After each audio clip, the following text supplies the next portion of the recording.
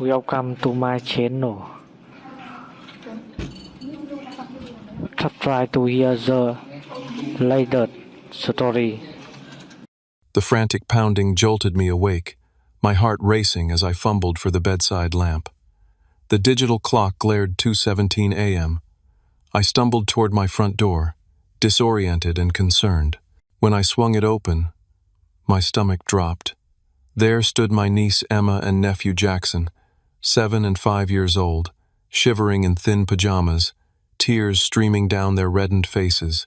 "Uncle Will," Emma sobbed, clutching her brother's hand. "Daddy and Nancy locked us out again. We waited, but they never opened the door." My blood instantly boiled as childhood memories flooded back. I had to end this cycle of abuse now.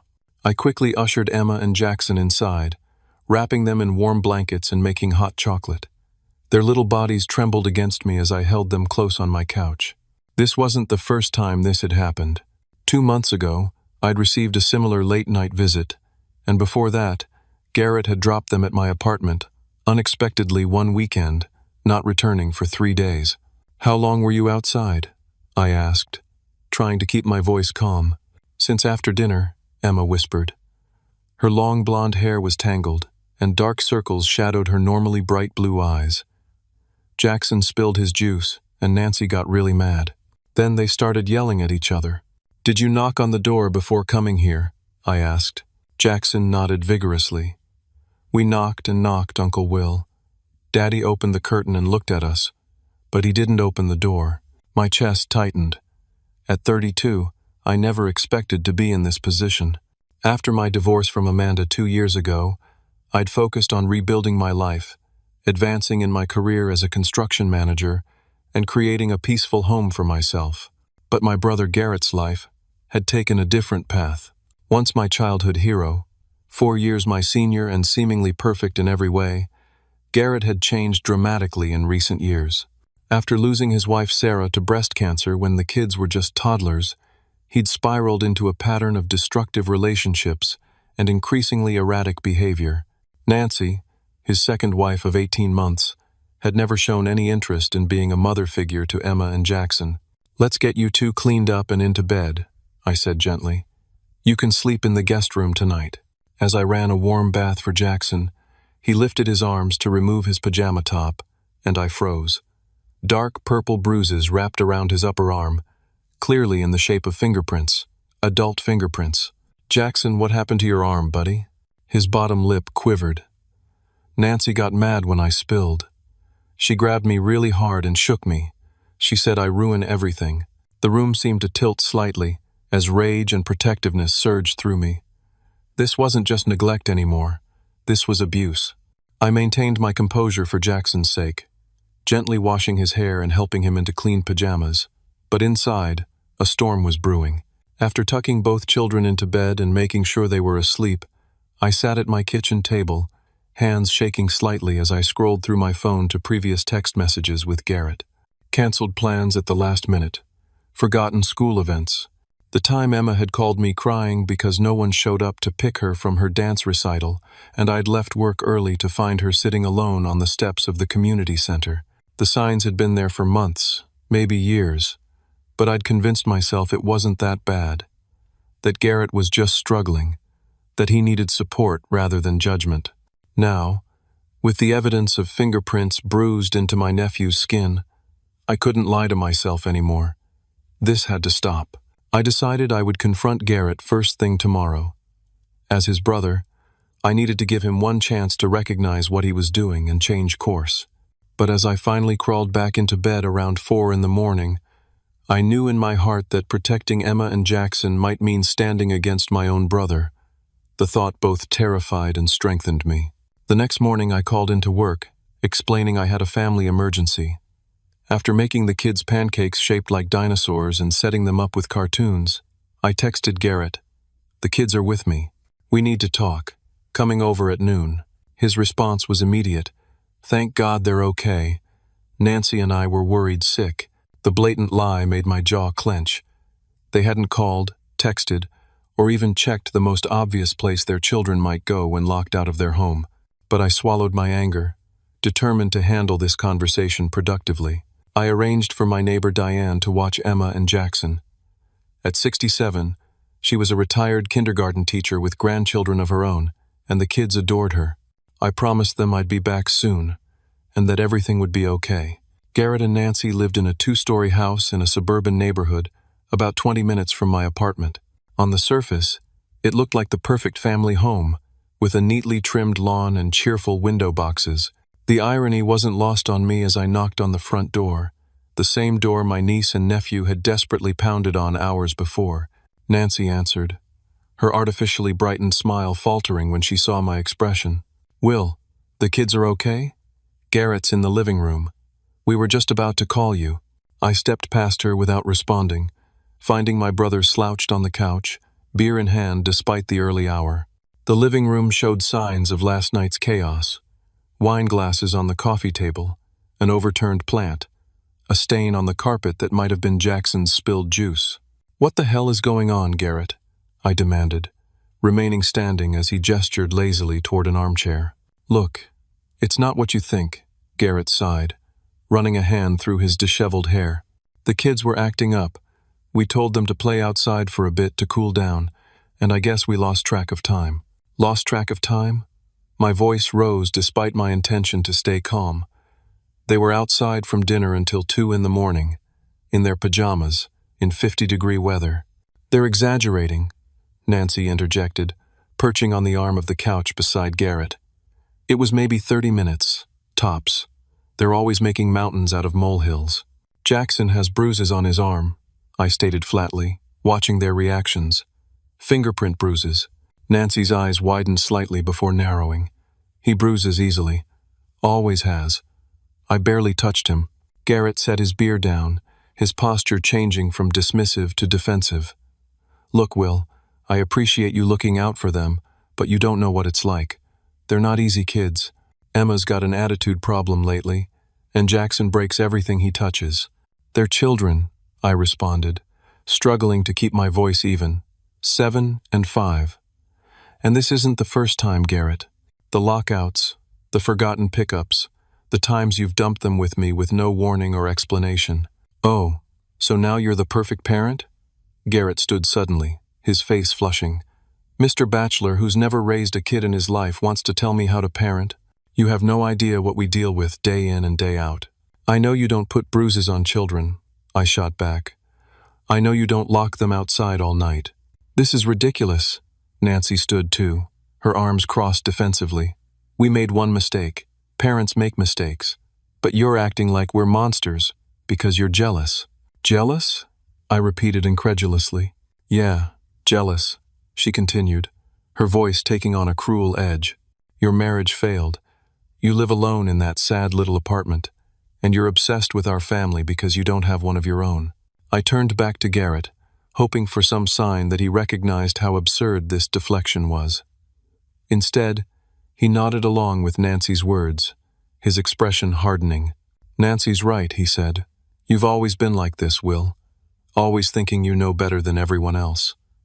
Well, I'm their father, not you." "Then act like it," I challenged, my patience evaporating.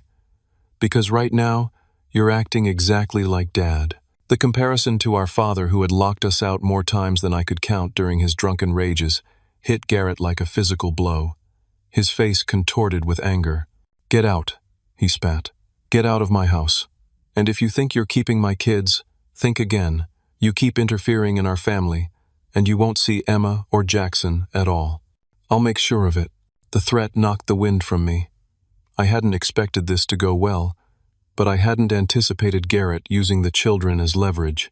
In that moment, I realized just how far gone my brother was and how dangerous direct confrontation might be for the kids. "I'm not trying to take your children," I said, forcing myself to de-escalate. "I'm trying to help. We're family, Garrett." "Then act like it." He threw my words back at me. "Stop undermining me with my own kids. Stop trying to make me look bad." I left their house feeling hollow and defeated. My attempt at intervention had not only failed but potentially made things worse. As I drove back to my apartment, my mind raced with worst-case scenarios. What if Garrett and Nancy took out their anger on the children? What if they prevented me from seeing Emma and Jackson altogether? By the time I arrived home, I knew one thing with certainty. Direct confrontation wasn't the answer. I needed a different approach, one that prioritized the children's safety, while gathering the evidence necessary to ensure their long-term protection. This wasn't just about one night locked outside anymore. It was about breaking a cycle of abuse before it destroyed 2 innocent lives. Over the next 3 weeks, I implemented what I called Operation Safe Haven. First, I texted Garrett a carefully worded apology, not for my concerns, but for how I'd expressed them. I invited him, Nancy, and the kids for Sunday dinner, acting as though our confrontation had been a minor disagreement rather than a fundamental rift. To my surprise, they accepted. During dinner, I was the perfect host, asking Nancy about her work as a real estate agent and Garrett about his recent promotion. I didn't mention the incident or my concerns, instead focusing on rebuilding the trust I would need to maintain access to Emma and Jackson. The guest room is always ready for these two, I told Garrett casually as they were leaving. Anytime you guys need a night off, just let me know. No questions asked. The relief on his face was palpable. I had just offered him exactly what he wanted. Consequence: free opportunities to pawn his children off on someone else. The thought made me sick, but I reminded myself that my goal was keeping the kids safe, not winning moral victories. After that dinner, I began preparing my apartment to be a true haven. I transformed my home office into a dedicated room for Emma and Jackson, with 2 twin beds, colorful comforters, stuffed animals, and a bookshelf filled with age-appropriate books. I stocked my kitchen with their favorite foods and my bathroom with their preferred bubble bath, toothbrushes, and character-themed towels. Meanwhile, I was quietly building a case. I scheduled a consultation with Caroline Lewis, a family law attorney with 20 years of experience in child welfare cases. Document everything, she advised during our first meeting. Dates, times, conditions of the children when they arrive, anything they say about their home situation. Take photos of any injuries, no matter how minor they seem. Keep a record of all communication with your brother and his wife. I started a detailed journal, recording every interaction. I also reached out to Emma's teacher, Miss Parker, expressing concern about Emma's recent behavioral changes. Without explicitly mentioning my suspicions of abuse, I asked if she had noticed anything concerning. Emma has been withdrawn lately, Miss Parker confirmed during our coffee meeting. Her grades have slipped, and she's been falling asleep in class. When I asked if everything was okay at home, she just shrugged and said she was tired. I've been worried, to be honest. I also made a point of introducing myself to the couple living next door to Garrett and Nancy. Under the pretense of dropping off a package that had been mistakenly delivered to my address, I struck up a conversation with Ted and Linda Baker. "Oh, you're Garrett's brother?" Linda said, recognition dawning. "We've seen you picking up the kids sometimes. They're sweet children." "They are," I agreed, "though I worry about them sometimes. Garrett and his wife work such long hours." Linda exchanged a look with her husband. "We worry too," she admitted quietly. "We hear a lot of shouting from their house, and more than once, we've seen the children outside at odd hours, looking upset. If you ever see anything concerning," I said carefully, "would you mind giving me a call? Just as their uncle, I like to stay in the loop." They readily agreed, and I left with yet another piece of my documentation in place. The most important part of my plan, however, was establishing a direct line of communication with Emma. During one of their weekend stays at my apartment, I gave her a prepaid cell phone, showing her how to use the speed dial to reach me. "This is just for emergencies, okay?" I explained. "If you ever feel scared or unsafe, or if you and Jackson are ever alone and need help, you call me, no matter what time it is."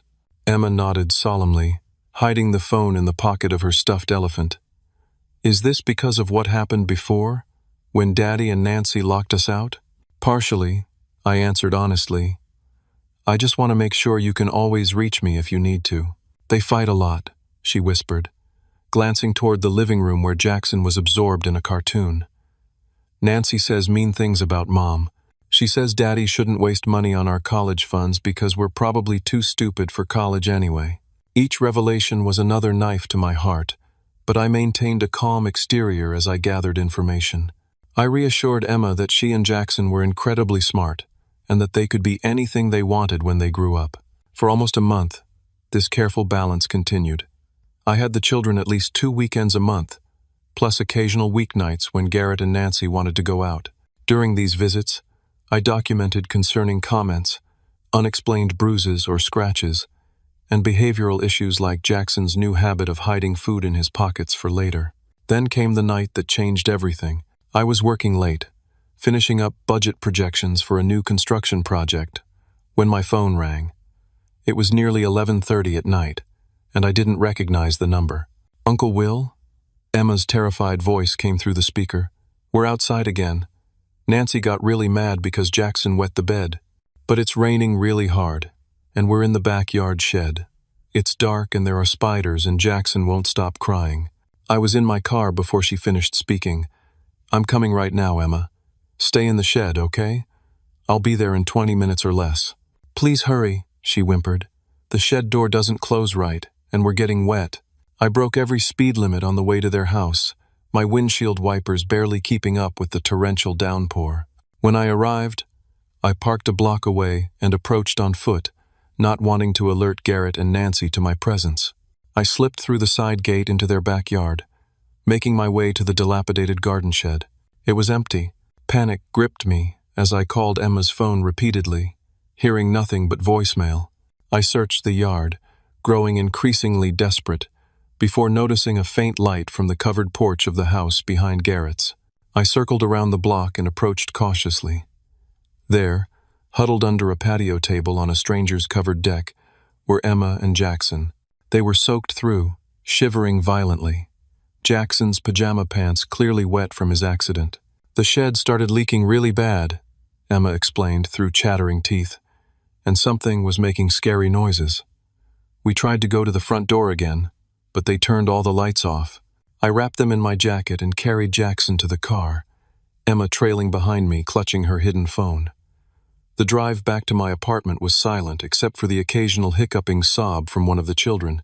As I bathed them in warm water, dressed them in dry clothes, and tucked them into their beds in my apartment, I came to a decision. Gradual documentation wasn't enough. These children needed immediate intervention. Tomorrow, I would return to Caroline Lewis and initiate emergency custody proceedings. Whatever the consequences, whatever the cost to my relationship with Garrett, I could no longer stand by while Emma and Jackson suffered. That night, as I watched them sleep, finally safe and warm, I made them a silent promise. This would be the last time they ever had to seek shelter from those who should have protected them most.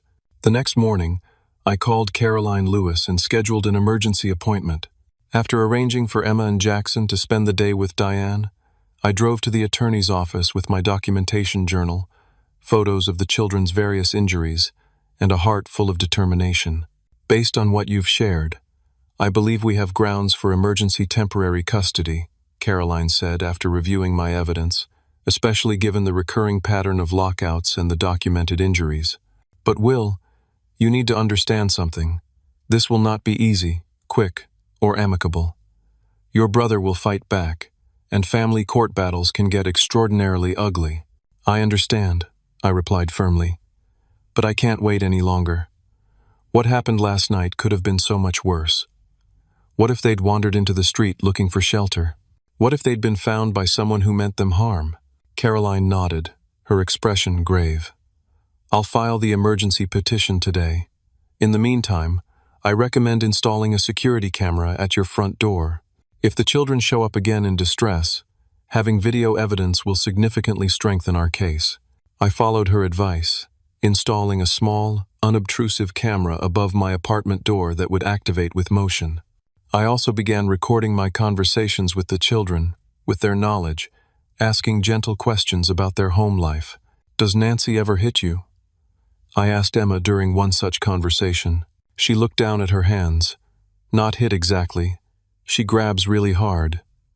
And sometimes she pinches where no one can see, like under our arms or on our legs under our clothes." "And what about your dad?" I asked, my heart racing. "Daddy doesn't hit us," she said, which brought momentary relief. But he doesn't stop Nancy either.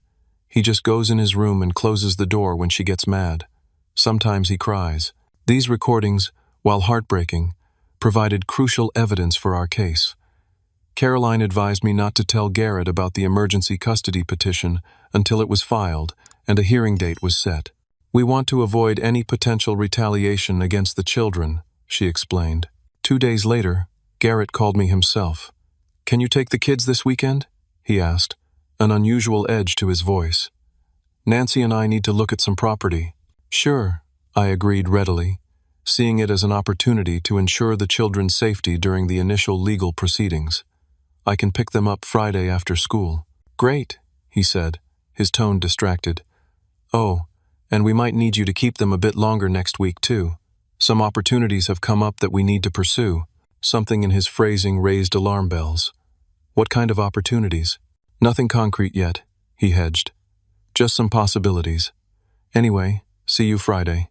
After hanging up, I immediately called Ted and Linda Baker, my contacts next door to Garrett's house. Have you noticed anything unusual lately? I asked. Any indication they might be planning something? Now that you mention it, Linda said. They've been bringing a lot of boxes out to their car. I assumed they were donating things to Goodwill, but it's been happening every day this week. My stomach dropped. I called Caroline immediately. They're planning to move, I told her without preamble. I don't know where or when exactly, but they're packing things up. This changes things, Caroline said grimly. I'll file for an emergency hearing tomorrow morning. Can you bring the children directly to the courthouse at 9 a.m.? The next 48 hours passed in a blur of preparation. I gathered all my evidence, made copies of my journal entries, and prepared myself mentally for what would likely be the most difficult confrontation of my life. The thought of facing my brother in court, of publicly declaring him an unfit parent, made me physically ill. But every time my resolve wavered, I remembered Emma and Jackson huddled under a stranger's patio table in the pouring rain. Friday arrived, and I picked the children up from school as planned. I didn't tell them about the hearing scheduled for Monday morning, not wanting to frighten them unnecessarily. We spent the weekend playing board games, visiting the park, and baking cookies, normal activities that felt surreal against the backdrop of what was coming. On Sunday evening, my parents called. This wasn't unusual in itself. Despite moving to Arizona for retirement, they maintained regular contact. What was unusual was their tone. Will, what on earth are you doing? My mother's voice was tight with disapproval. Garrett tells us you're trying to take the children away from him? My heart sank. Garrett had discovered our plan somehow, and had already begun spinning the narrative to our parents.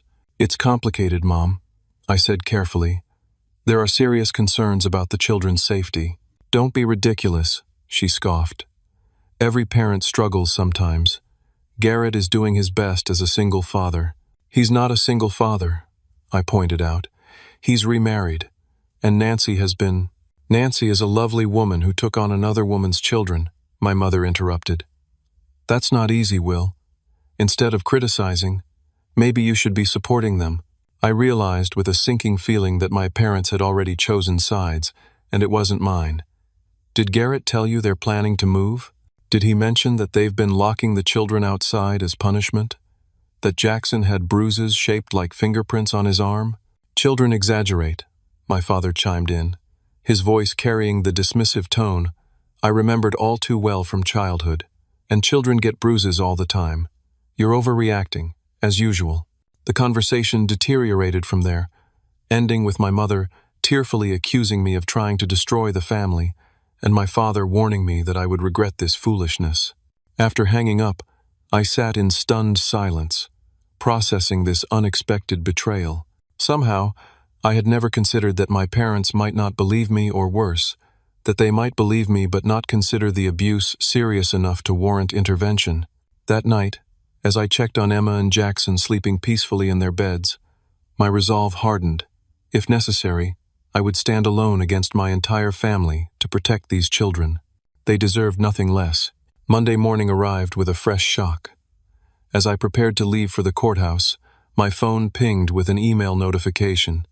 It was from my bank, confirming a wire transfer. Confused, I opened the full email and felt the blood drain from my face. The children's college fund, money from their mother's life insurance policy that had been specifically designated for their education, had been emptied. All $127,000 transferred to an account I didn't recognize. Given the timing, there was only one explanation. Garrett had accessed the joint custodial account and taken everything. With hands shaking from rage and disbelief, I forwarded the email to Caroline, adding it to our growing pile of evidence.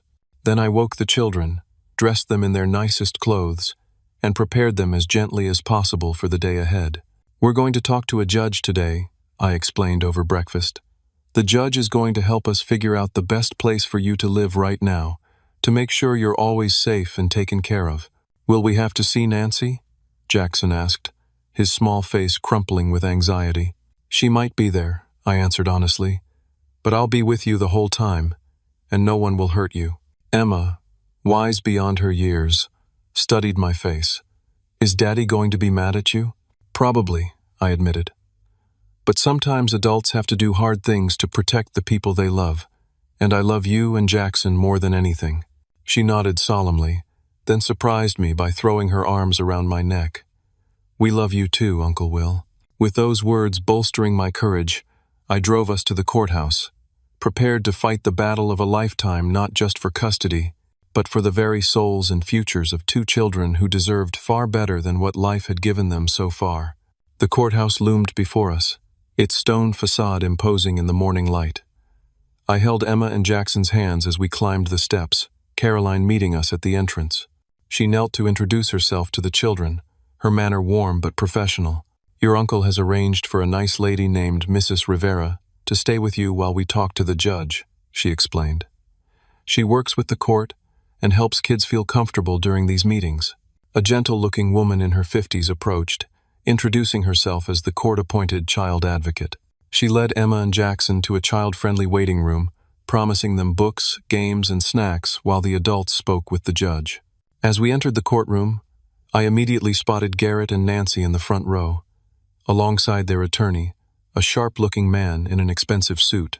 More surprising was the sight of my parents sitting directly behind them, my mother dabbing at her eyes with a tissue, while my father sat stoically beside her. Judge Eleanor Martinez, a woman in her early 60s with penetrating eyes and a no-nonsense demeanor, called the emergency hearing to order. Caroline presented our petition first, methodically outlining the pattern of neglect and abuse. She showed photographs of Jackson's bruises, played brief clips from my recorded conversations with the children, and presented the security camera footage from the night they'd arrived at my apartment at 2 a.m. "Your Honor," Caroline concluded, "Mr. Harris is not seeking to permanently separate these children from their father. He is seeking temporary emergency custody to ensure their immediate safety and well-being, while a more thorough investigation can be conducted." Garrett's attorney, Martin Reynolds, rose next. His strategy quickly became apparent. Paint me as obsessively jealous of my brother's family, a recently divorced man with no children of his own, trying to steal my brother's kids to fill the void in my life. "Mr. William Harris has no experience as a parent," Reynolds argued smoothly. "He has consistently undermined Mr. and Mrs. Garrett Harris's parenting, questioning their decisions and injecting himself inappropriately into their family dynamics. The alleged lockouts were standard timeouts that the children, as children often do, have exaggerated for attention." The judge listened impassively, occasionally making notes. When Reynolds finished, she called for character witnesses. To my shock, my mother was the first to stand. Martha Harris approached the stand, her hands twisting nervously in her lap after being sworn in. "Will has always been." She hesitated, glancing apologetically in my direction. "Well, he's always been the sensitive one.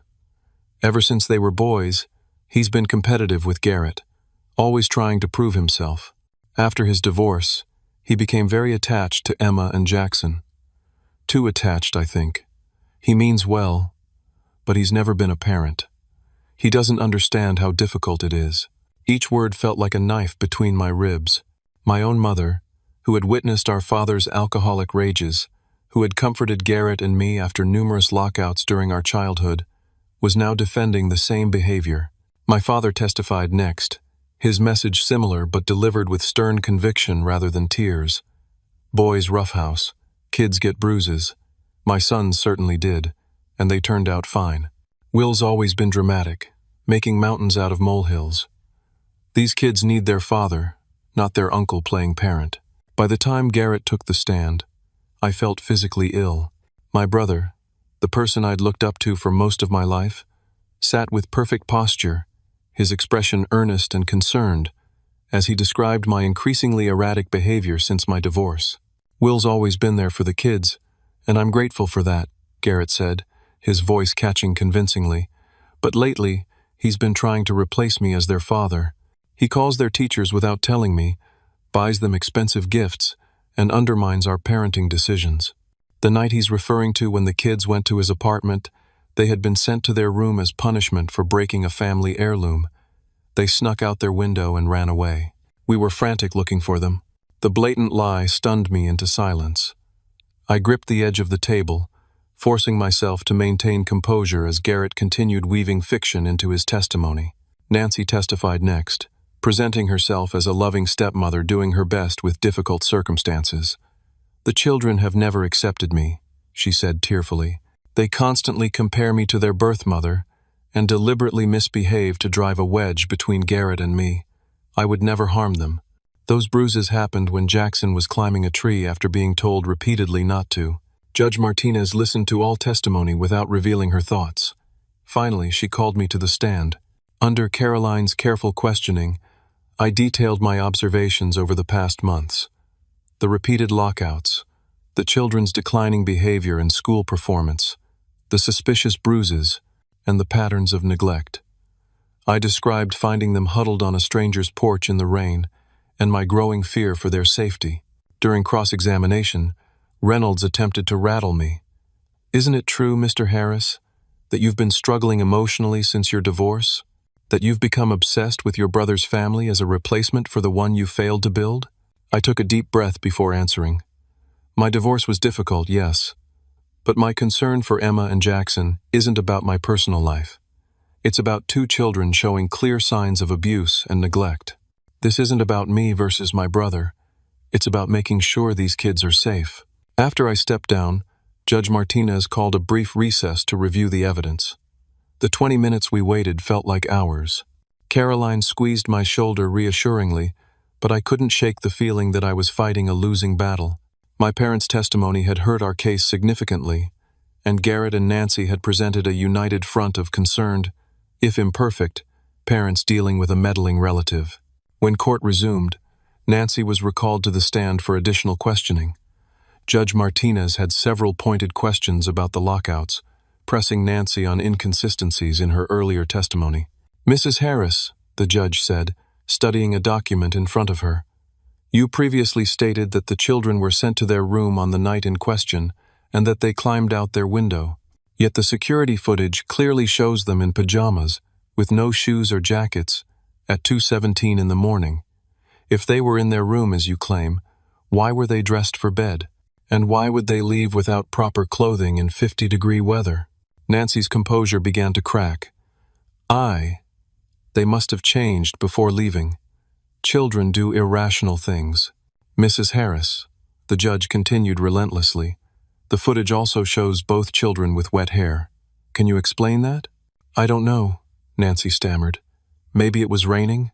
"Weather records show no precipitation that night," Judge Martinez noted. "Mrs. Harris, I'm going to ask you directly. Did you and Mr. Harris lock these children out of the house that night?" Nancy glanced desperately at Garrett, then at their attorney.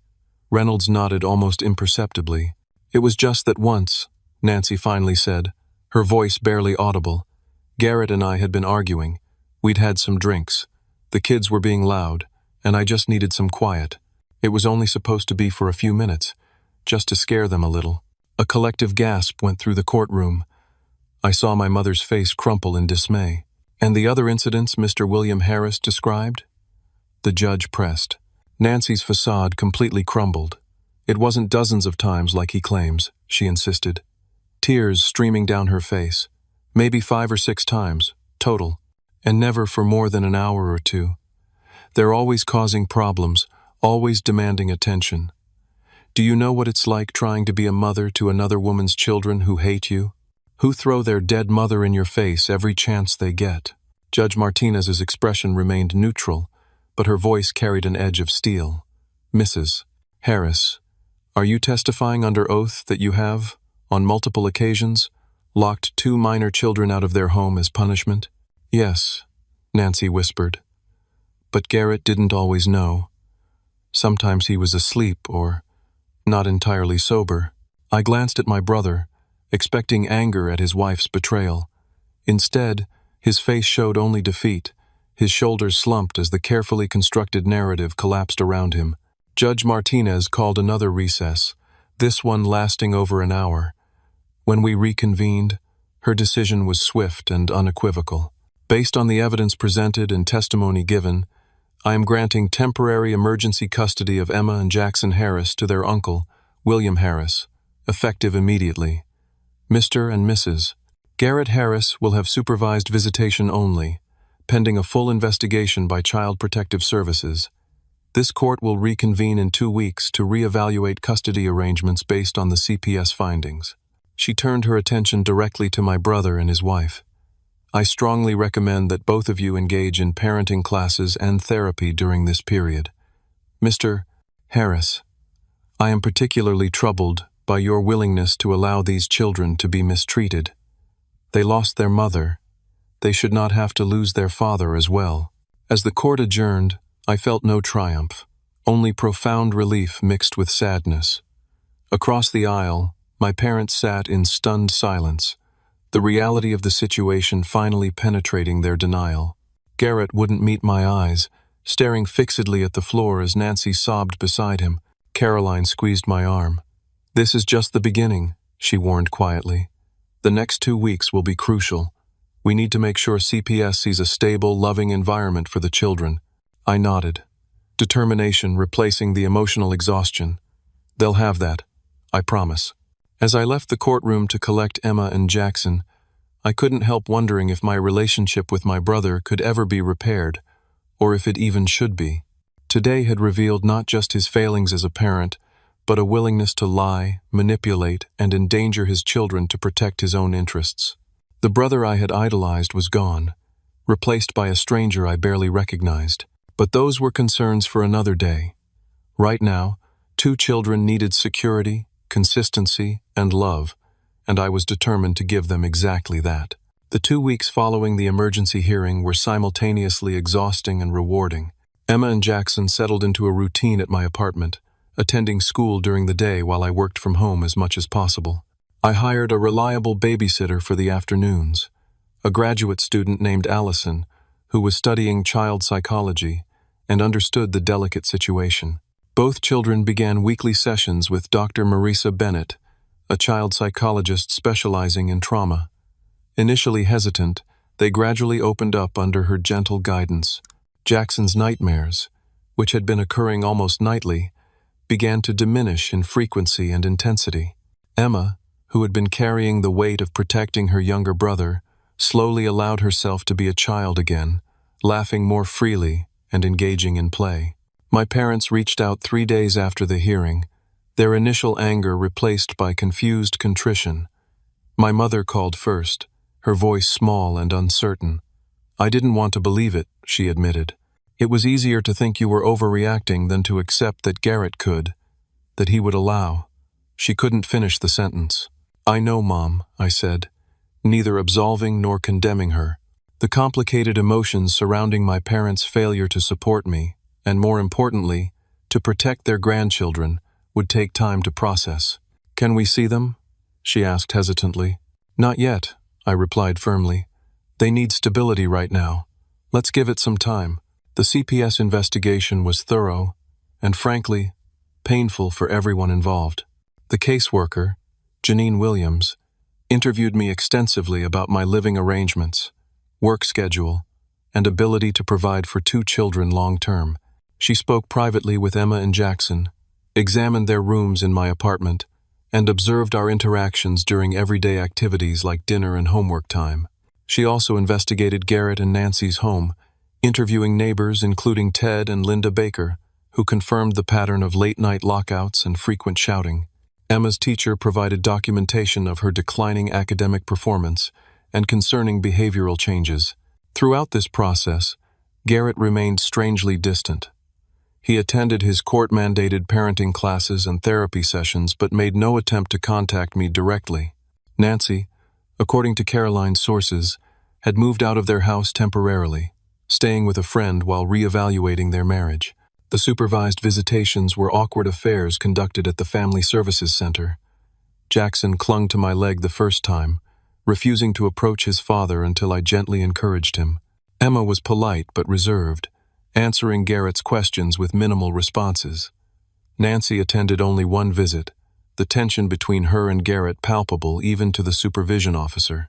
10 days after the emergency hearing, I received another email notification that rocked my world.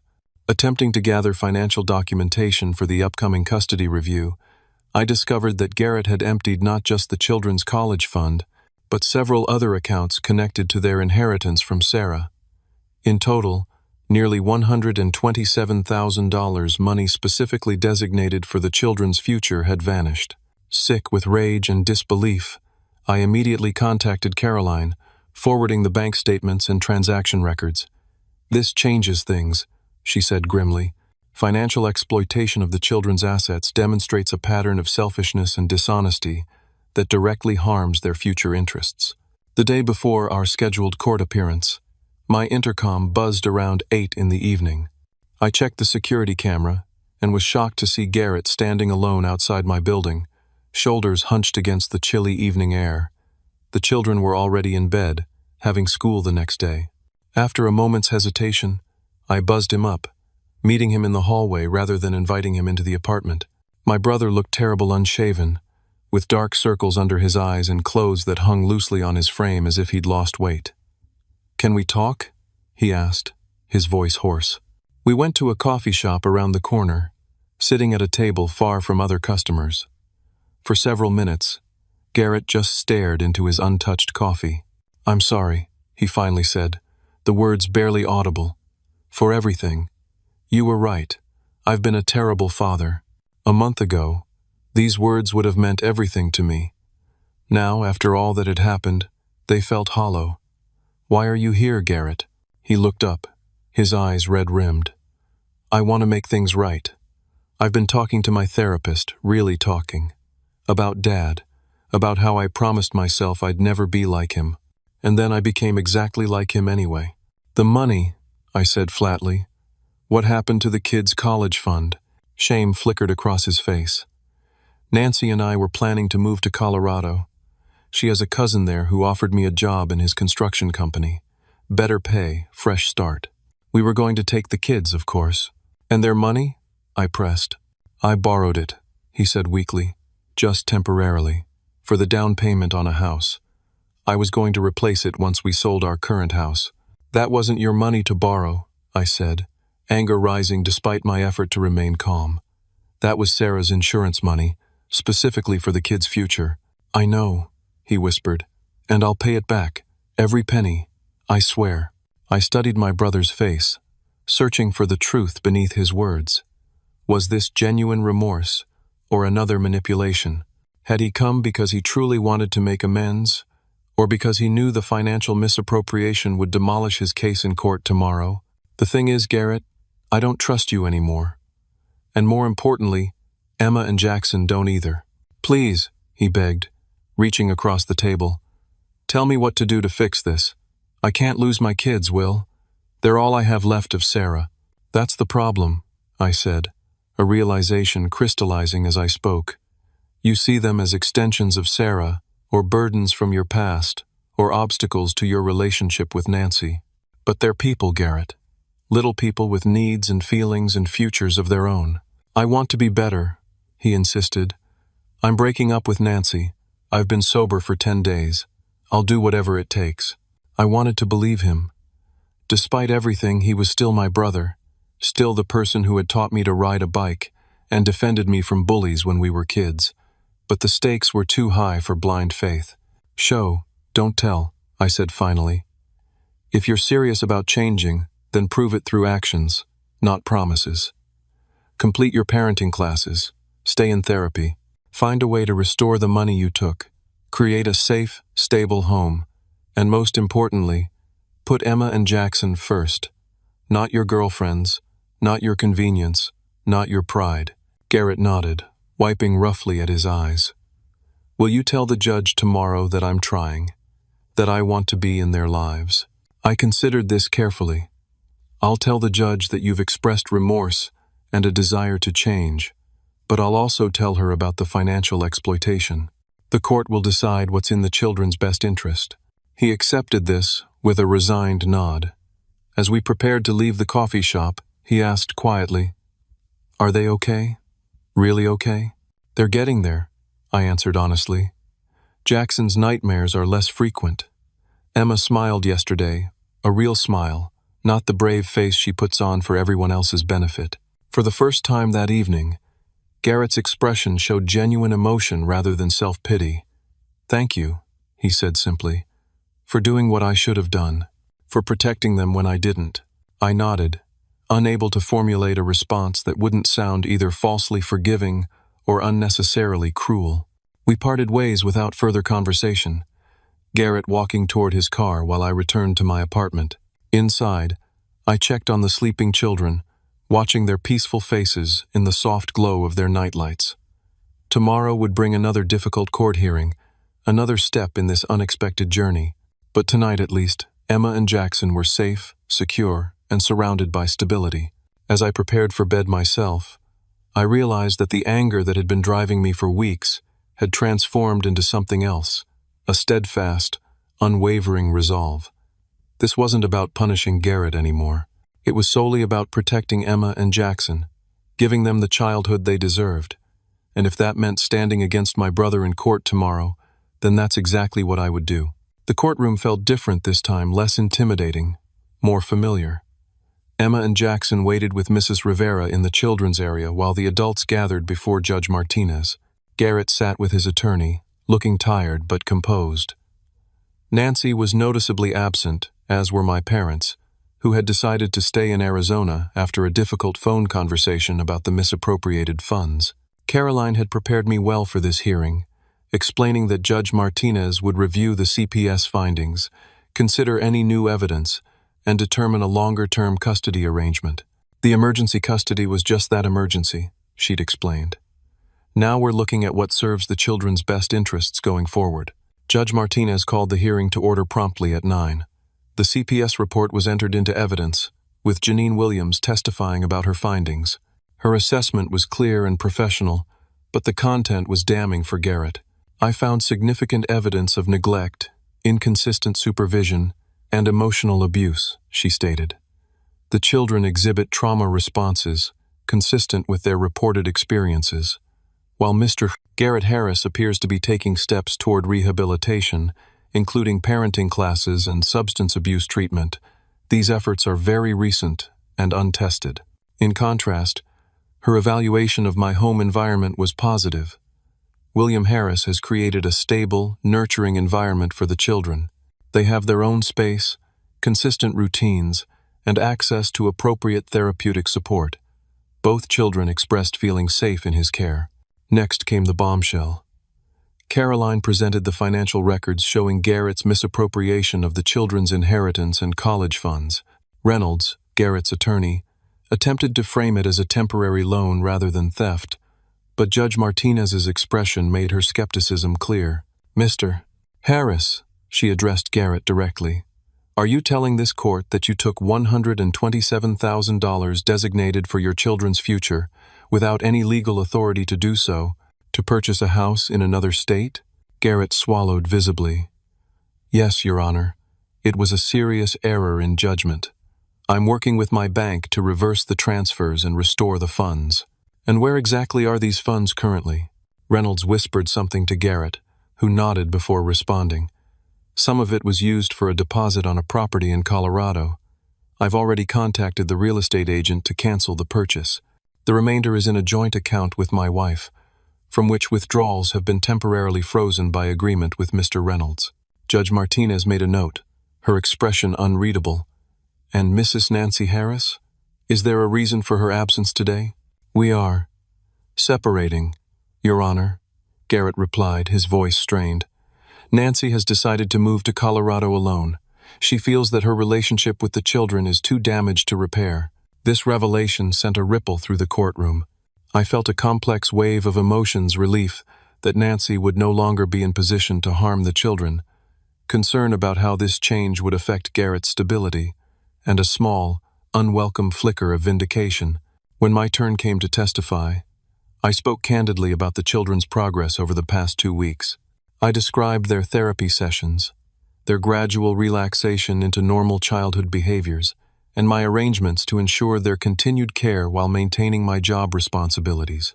Mr. Harris, Judge Martinez asked, if granted continued custody, how do you envision the children's relationship with their father going forward? I considered my answer carefully. Despite everything that's happened, Emma and Jackson love their father. They need him in their lives, a healthy, stable version of him. I believe that supervised visitation transitioning to more normalized contact as Garrett demonstrates consistent positive change would be in their best interest. Judge Martinez nodded thoughtfully. And what are your thoughts regarding Mr. Garrett Harris's recent efforts toward rehabilitation? I believe he's sincere in wanting to change, I said honestly. But I also believe that change takes time and consistent effort. The children need security now, not promises of future improvement.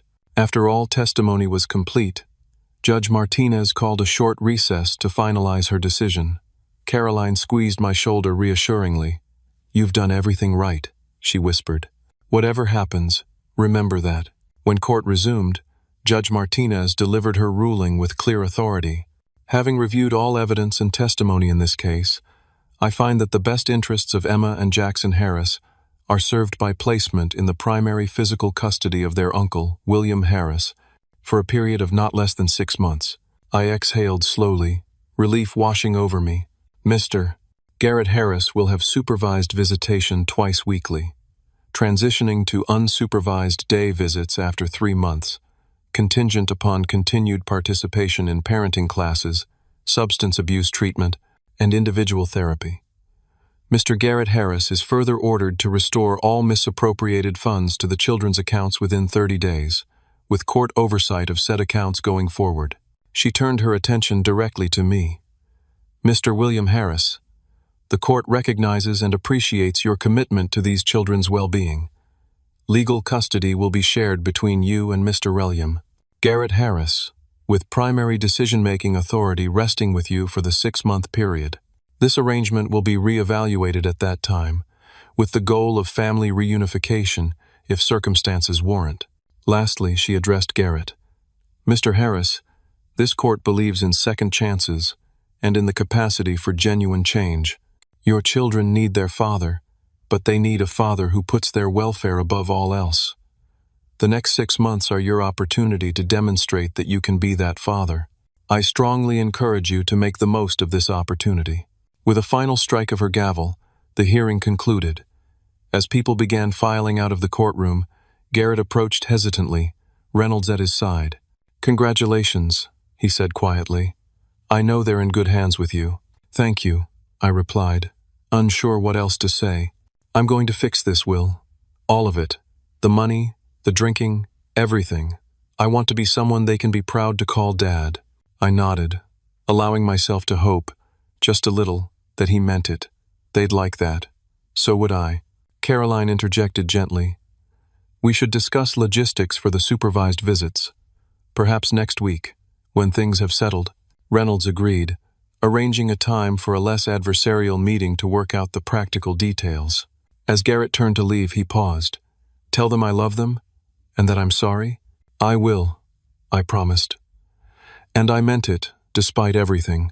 After collecting Emma and Jackson, who responded to the news of the arrangement with cautious relief rather than jubilation, we returned to my apartment, our apartment now. As they played in their room, I sat at the kitchen table, the emotional weight of the past weeks finally hitting me all at once. I had become essentially a single parent to 2 traumatized children.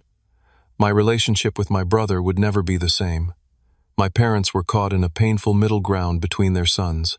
And yet, looking toward the children's bedroom, hearing their quiet laughter, I knew with absolute certainty that it had all been worth it. 1 year later, Emma and Jackson celebrated their 8th and 6th birthdays with a joint party in the backyard of our new house, a modest 3-bedroom with a fenced yard and a treehouse I'd built myself. Garrett was there, 6 months sober and actively engaged in their lives. He'd moved to a smaller apartment 10 minutes away, found a steady job in construction management, and never missed a therapy, appointment, or visitation. The children's college funds had been fully restored, with additional contributions from Garrett's salary each month. Emma's grades had returned to their previous excellence, and Jackson's anxiety had diminished to typical childhood levels. They still saw Dr. Bennett monthly, but now the sessions focused more on building resilience than processing trauma. After the party, as the last guests departed and the children played with their new toys, Garrett lingered, helping me clean up the scattered wrapping paper and cake plates. "Thank you," he said suddenly, breaking the comfortable silence between us. "For what?" "You did most of the cleanup," I joked. "For not giving up on me," he said seriously. "For giving me the chance to be their father again. For breaking the cycle." I thought about our own childhood, about our father who had never acknowledged his failures or sought to change them, about how easily Garrett might have continued that pattern if not for the intervention that forced him to confront his behavior. "Sometimes," I said slowly, "the most loving thing you can do is hold someone accountable. It would have been easier to look the other way, to make excuses, but Emma and Jackson deserved better. And so did you." Garrett nodded, understanding the deeper truth in my words. We had all deserved better as children, better protection, better examples, better tools for dealing with our own emotions. By refusing to perpetuate the cycle of neglect and silence, we had finally begun to heal not just the current generation, but perhaps the wounds of our own childhood as well. As the sun set on that ordinary Sunday, casting a golden glow over the backyard where 2 children played without fear or uncertainty, I realized that family isn't just about blood or shared history. It's about choices, the daily, sometimes difficult choice to protect, to nurture, to hold accountable, and ultimately, to love in ways that elevate rather than diminish. In saving Emma and Jackson, I had found a deeper understanding of what family could and should be, breaking a generational cycle and building something stronger in its place. Have you ever had to make a difficult choice to protect someone you love? Sometimes the hardest decisions are the ones that truly matter most. If this story touched you, please like, comment, and subscribe to hear more real-life stories about family, courage, and doing what's right even when it's difficult. Share this with someone who might need encouragement to stand up for what's right. Thank you for listening, and remember, breaking cycles of hurt takes courage, but the healing it brings is worth every difficult step.